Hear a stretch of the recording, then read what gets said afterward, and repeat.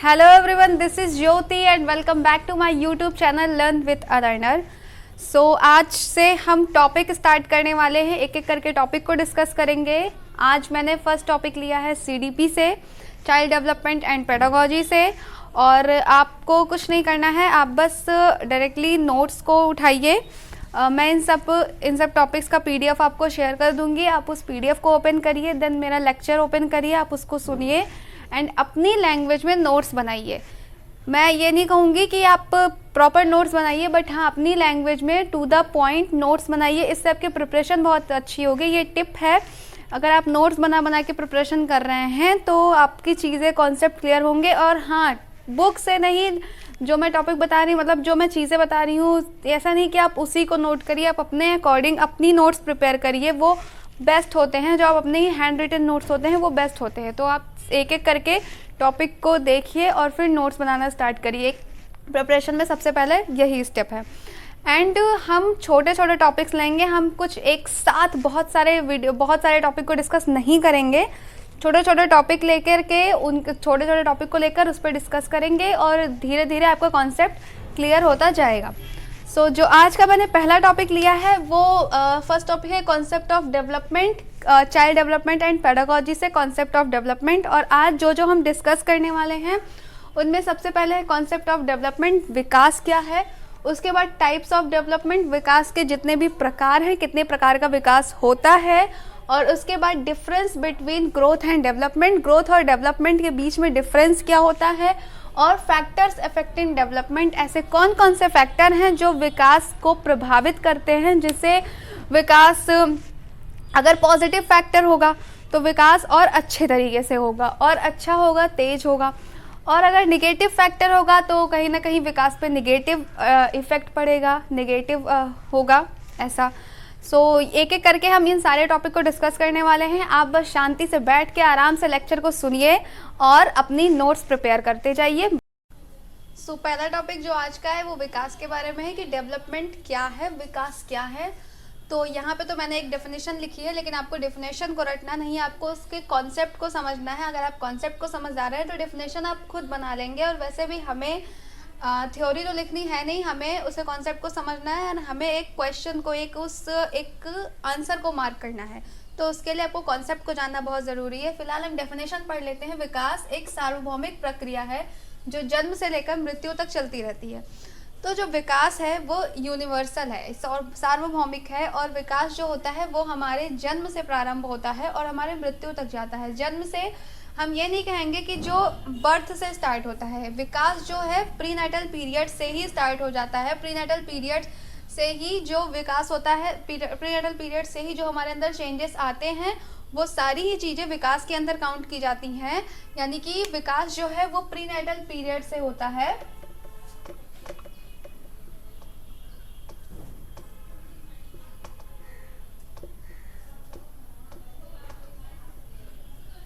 Prenatal period to death, prenatal period से death तक जाता है। और इसमें जैसे जो इस प्रीनेटल पीरियड से डेथ तक जाता है और अलग अलग स्टेजेस में होता है।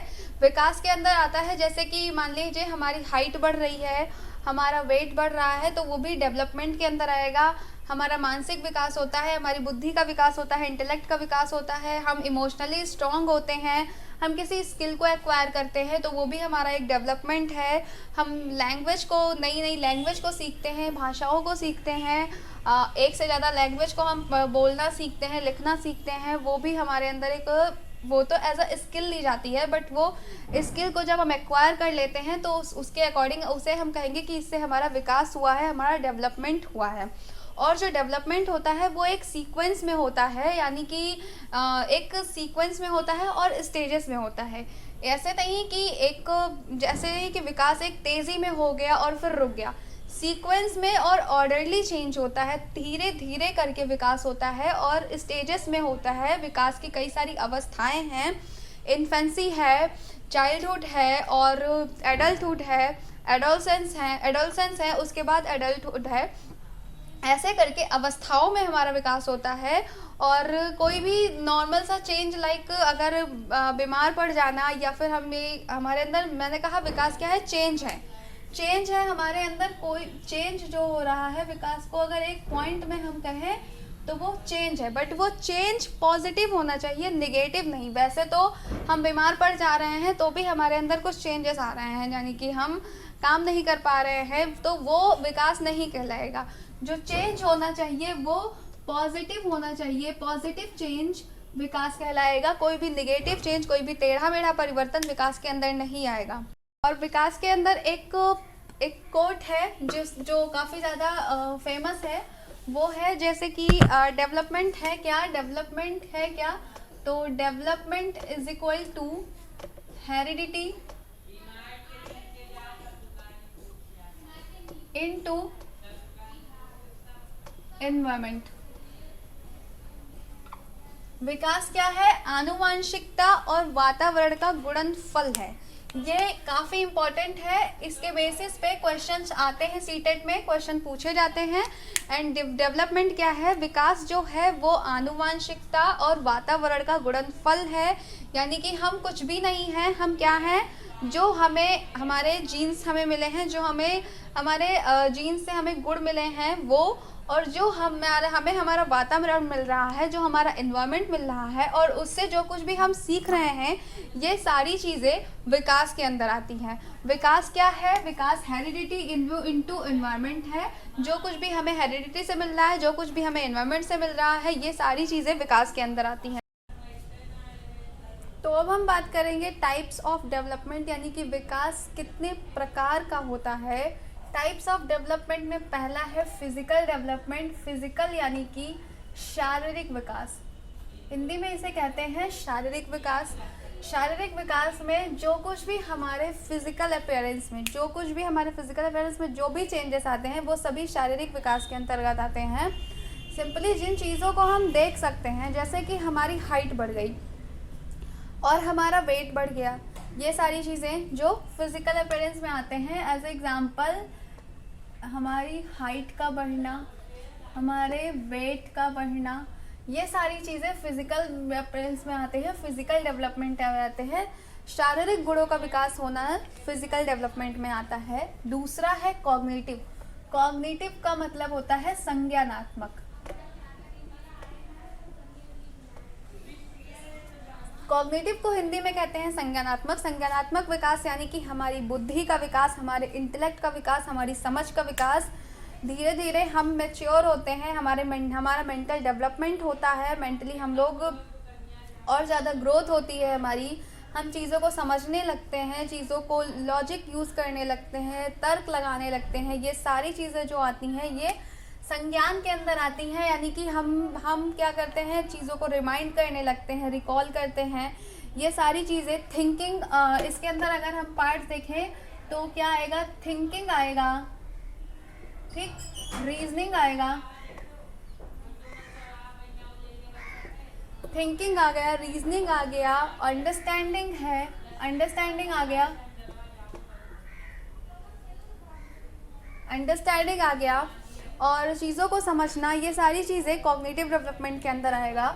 नेक्स्ट है इमोशनल। इमोशनल यानी इमोशनल को हिंदी में कहते हैं संवेगात्मक। हम इमोशनली कितने कंट्रोल होते हैं। इमोशनली जैसे हमारे अंदर इमोशंस होते हैं, खुश होना या सैड हो जाना, गुस्सा, ये सारी चीज़ें हमारे इमोशंस के अंदर आते हैं। हम इमोशनली कितने कंट्रोल होते हैं। सिंपली इमोशनल डेवलपमेंट वही होता है कि किसी भी परिस्थिति में, किसी भी सिचुएशन में हम अपने आप को कितना कंट्रोल कर ले जाते हैं रिएक्ट करने से, यही हमारा इमोशनल डेवलपमेंट है। संवेगों का विकास, संवेगों के विकास में सिंपली यही आता है कि हमारा सेल्फ कंट्रोल कितना ज़्यादा है। किसी भी सिचुएशन में रिएक्ट करने से पहले हम उसके बारे में सोचते हैं, समझते हैं, रीजनिंग लगाते हैं, सही क्या है गलत क्या है ये समझते हैं, और उसके बाद हम रिएक्ट करते हैं। यही है इमोशनल डेवलपमेंट। एक कोट है कि गुस्सा हर कोई हो सकता है, बट किस परिस्थिति में, किस सिचुएशन में, कितनी मात्रा में, कितनी क्वांटिटी में और कितना गुस्सा करना है, ये सिर्फ एक वही बंदा समझ सकता है जो इमोशनली डेवलप है। जो इमोशनली डेवलप है, जिसका इमोशनल डेवलपमेंट बहुत अच्छे से हुआ है, वो इसके अंदर आएंगे संवेगों के विकास में कि हर सिचुएशन में हम कैसे रिएक्ट करते हैं, ये सारी चीज़ें इमोशनल डेवलपमेंट में आएंगी। उसके बाद है मॉरल डेवलपमेंट। यानी कि नैतिक विकास। मॉरल डेवलपमेंट में आ जाएगा, जैसे कि मॉरल डेवलपमेंट में जो हमारी वैल्यूज़ हैं, जो हमारे एथिक्स हैं, जो हमारे मैनर्स हैं, ये सारी चीज़ें मॉरल डेवलपमेंट में आ जाएगी कि हमारा एटीट्यूड कैसा है किसी चीज़ को लेकर, हमारी वैल्यूज़ हैं, एथिक्स हैं, मैनर्स हैं, सही क्या है गलत क्या है, इन सब चीज़ों को जानना, ये सारी चीज़ें मॉरल डेवलपमेंट में आ जाएंगी। नेक्स्ट है लैंग्वेज डेवलपमेंट, यानी कि भाषा का विकास। भाषा का विकास यानी कि लैंग्वेज को सुनना, लैंग्वेज को समझना, बोलना, लिखना, पढ़ना, इन सारी चीज़ों का जो डेवलपमेंट है वो भाषा का विकास है।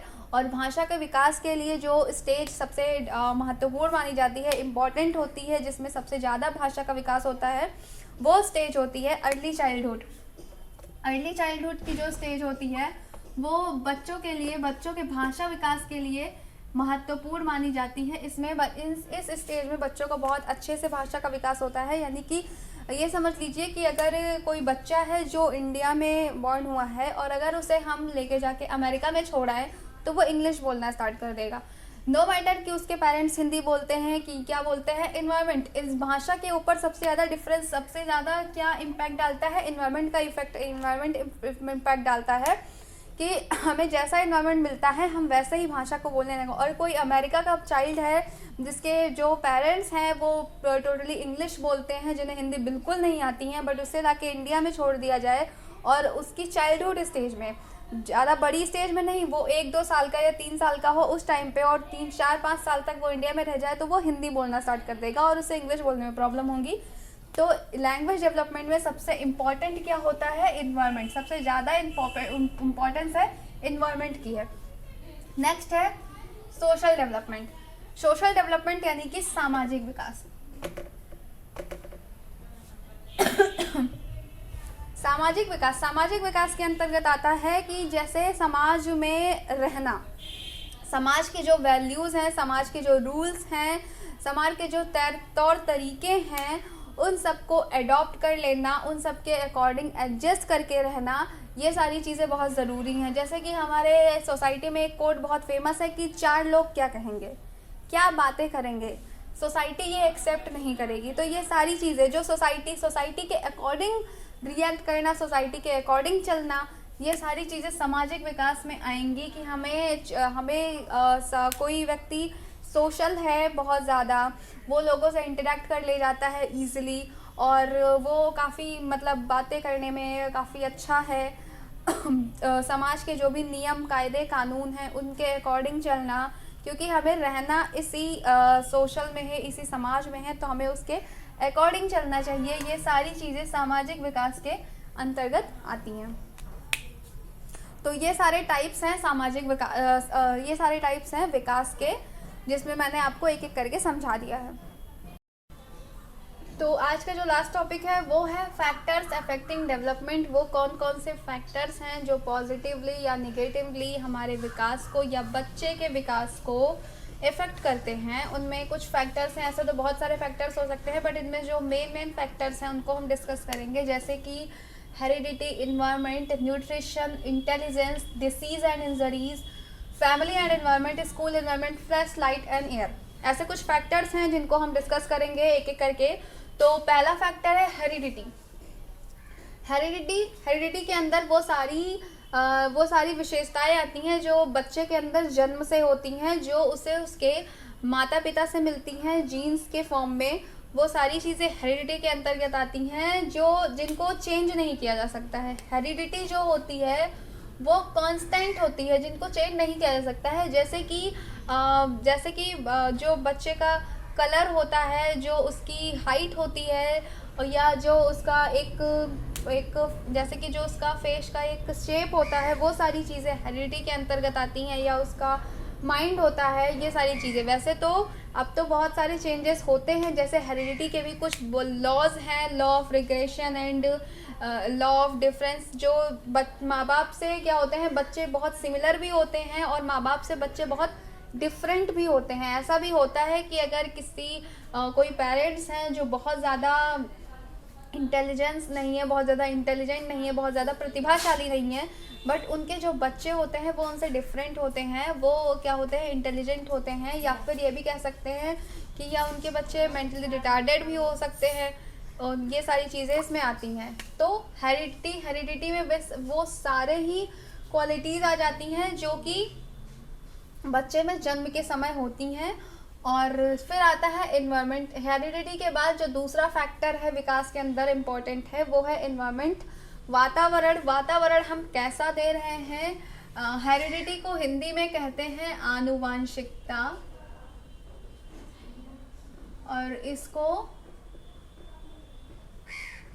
वातावरण हम बच्चे को कैसा दे रहे हैं वो बहुत ज़्यादा इम्पोर्टेंट है। जैसे कि अगर कोई बच्चा है जो एक ऐसी सोसाइटी में रहता है जो वेल एजुकेटेड है, डेवलपमेंट है, या अर्बन एरिया में सोसाइटी है वहाँ रहता है, तो उसमें उसका जो डेवलपमेंट होगा वो काफ़ी अच्छा होगा इन कंपैरिजन कोई बच्चा है जो गांव एरिया में रहता है जहाँ के लोग इतने ज़्यादा एजुकेटेड नहीं हैं, तो उन दोनों में डिफरेंस होगा। तो वातावरण हम कैसा दे रहे हैं, यानी कि बच्चा जब जन्म होता है उसका तब वो कैसा है वो हमें नहीं पता, लेकिन कुछ चीज़ें हेरिडिटी से जो उसे मिलती हैं, कुछ चीज़ों में हम एक अच्छा वातावरण देके कुछ चीज़ों में हम परिवर्तन कर सकते हैं। एकदम परिवर्तन नहीं होगा, लेकिन कुछ हद तक हम वातावरण अच्छा देकर, इन्वायरमेंट अच्छा देकर हम परिवर्तन कर सकते हैं। इसलिए इन्वायरमेंट बहुत ज़्यादा इम्पॉर्टेंट होता है कि बच्चे को इन्वायरमेंट कैसा दिया जा रहा है। उसके बाद न्यूट्रिशन यानी कि आहार, उसे आहार कैसा मिल रहा है। हमें पोषण मिलना बहुत ज़रूरी है, जो एक नॉर्मल प्रोटीन या कार्बोहाइड्रेट की मात्रा, जो जिन चीज़ों की हमें एक फिज़िकली डेवलपमेंट के लिए, हमारे मेंटल विकास के लिए, काम करने के लिए, एनर्जी के लिए जो एक प्रॉपर न्यूट्रिशन मिलना चाहिए वो। और इस न्यूट्रिशन के अंदर बॉर्न के बाद ही नहीं, जन्म से पहले जो मदर है उनको क्या न्यूट्रिशन दिया गया है वो, जन्म से पहले मदर हमको क्या न्यूट्रिशन दिया गया है वो, और जन्म के बाद जो जन्म के समय उसे क्या न्यूट्रिशन मिल रहा है, और जन्म के बाद जितना जो न्यूट्रिशन उसको मिल रहा है उसके अकॉर्डिंग ही उसका फिजिकल मेंटल डेवलपमेंट होगा, उतना ही वो अच्छे से विकास होगा उसका। और उसके बाद इंटेलिजेंस यानी कि बुद्धि। इंटेलिजेंस भी उसके विकास को इफेक्ट करेंगी। जैसे कि अगर हमें उसे किसी कॉन्सेप्ट को समझाना है, किसी चीज़ को बताना है, बट वो मेंटली इतना ज़्यादा प्रिपेयर्ड नहीं है कि वो उस कॉन्सेप्ट को एक्वायर कर सके, समझ सके, कॉम्प्रिहेंड कर सके, वो इतना ज़्यादा मेंटली प्रिपेयर्ड नहीं है, तो फिर हमें प्रॉब्लम होगी। तो बुद्धि भी काफ़ी हद तक प्रभावित करती है बच्चे के विकास को। डिसीज़ एंड इंजरीज़, अगर जन्म से ही कोई डिसीज़ है या जन्म के बाद कोई इंजरी हो, हम ऐसा देखते हैं ना कि सर में चोट लग जाने से भी विकास में प्रभाव पड़ता है, उसके आईक्यू पर प्रभाव पड़ेगा। तो डिसीज़ एंड इंजरीज होंगी। उसके बाद फैमिली एंड इन्वायरमेंट, फैमिली कैसी है और फैमिली का वातावरण कैसा है। जन्म के बाद 5 से 6 साल तक बच्चा जो होता है वो अपने घर में ही रहता है, तो उससे घर का वातावरण उसे कैसा मिल रहा है, उसकी फैमिली उसे कैसे ट्रीट कर रही है, वो चीज़ बहुत इंपॉर्टेंट है। अगर फैमिली में सभी लोग काफ़ी अच्छे से रहते हैं, खुश रहते हैं, उसे अच्छी चीज़ें सिखाते हैं, मैनर्स सिखाते हैं, तो उसका वातावरण कहीं ज़्यादा अच्छा होगा इन कंपेयर एक ऐसी फैमिली जहाँ झगड़ा लड़ाइयाँ होती रहती हैं, जहाँ का एनवायरनमेंट अच्छा नहीं है। तो वो फिर क्या अडॉप्ट करेगा, वो झगड़े ही अडॉप्ट करेगा, वो उन्हीं चीज़ों को, उसी लैंग्वेज को ही अडॉप्ट करेगा जो उसकी फैमिली बोल रही है, जो उसे उसके एनवायरनमेंट से मिल रही है। तो फैमिली और एनवायरनमेंट मोस्ट इम्पॉर्टेंट फैक्टर है विकास के अंदर। स्कूल एनवायरनमेंट, फैमिली के बाद 5 साल के बाद जब बच्चा स्कूल में एंटर करता है तो उसका स्कूल कैसा है और स्कूल का एनवायरनमेंट कैसा है, वहाँ के टीचर्स कैसे हैं, वहाँ का एनवायरनमेंट कैसा है, उसे स्कूल में अच्छा एनवायरनमेंट मिल रहा है। वो जैसे कि डांट फटकार करके हम किसी बच्चे को कुछ सिखा नहीं सकते हैं, जितना ही हम उसे प्यार से उसे समझा के सिखाएंगे उतना ही उसका विकास अच्छे से होगा और वो चीज़ों को अडॉप्ट करेगा। प्लेवे मेथड, जो जैसे कि आपको भी पता है कि जो प्राइमरी क्लासेस होती हैं उनके लिए प्लेवे मेथड इम्पॉर्टेंट होता है, शुरुआती दौर में बच्चे को खेलना से खिलाते खिलाते या म्यूज़िक के थ्रू, इन सब चीज़ों के थ्रू, या पोएम्स को भी हम म्यूज़िक के थ्रू सिखाते हैं। ये सारी चीज़ें, स्कूल का इन्वायरमेंट कैसा है ये भी एक इम्पॉर्टेंट फैक्टर है कि स्कूल में बच्चे को कैसा इन्वायरमेंट दिया जा रहा है। फ्रेश लाइट एंड एयर, यानी कि स्कूल में भी अगर उसे सारी चीज़ें क्लीन मिल रही हैं, नीट एंड क्लीन, एक बैठने के लिए जगह, उसको फ्रेश लाइट, उसको लाइट आ रही है क्लियरली, फ्रेश एयर है, एक अच्छा वातावरण मिल रहा है, तो वो काफ़ी हद तक उसकी लर्निंग जो होगी वो बहुत ही अच्छी होगी इन कंपेयर क्लासरूम गंदा है, सीटें गंदी हैं, या फिर प्रॉपर लाइट की व्यवस्था नहीं है स्कूल में, प्रॉपर एयर नहीं है, वाटर नहीं है।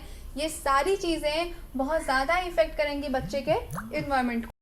सो फ्रेंड्स, आज के लिए बस इतना ही। आज मैंने कुछ 3 से 4 टॉपिक इम्पॉर्टेंट आपको समझाए हैं, डिस्कस किए हैं। आप इनको सुनिए, इनके अपने हैंड रिटन नोट्स प्रिपेयर करिए, और छोटे छोटे टॉपिक लेके हम डिस्कस करेंगे। कुछ बड़ा सा टॉपिक उठा के नहीं डिस्कस करेंगे, थोड़ा थोड़ा करके डेली पढ़ेंगे, क्योंकि भले ही हम एक दिन 10 घंटे बैठ के पढ़ लें और नेक्स्ट डे हम कुछ ना पढ़ें, तो वो उतना ज़्यादा बेनिफिशियल नहीं होता है। इतना कि अगर हम रोज़ थोड़ा थोड़ा पढ़ते हैं तो वो बहुत ज़्यादा बेनिफिशियल होता है। थोड़ा विकास हो पर रोज़ हो, थोड़ी लर्निंग हो बट रोज़ होनी चाहिए, वो बहुत ज़्यादा इम्पॉर्टेंट है। तो आप इस वीडियो को देखिए, एंड आपको वीडियो पसंद आती है देन मेरे वीडियो को लाइक करिए। अगर आप चैनल पे न्यू हैं तो सब्सक्राइब करिए। आगे ही ऐसे ही आपको अच्छी वीडियोस मिलती रहेंगी रिगार्डिंग सीटेड एग्ज़ाम, एंड हम मिलेंगे कल अपने नेक्स्ट टॉपिक के साथ, CDP के नेक्स्ट टॉपिक के साथ। Thank you so much, bye bye.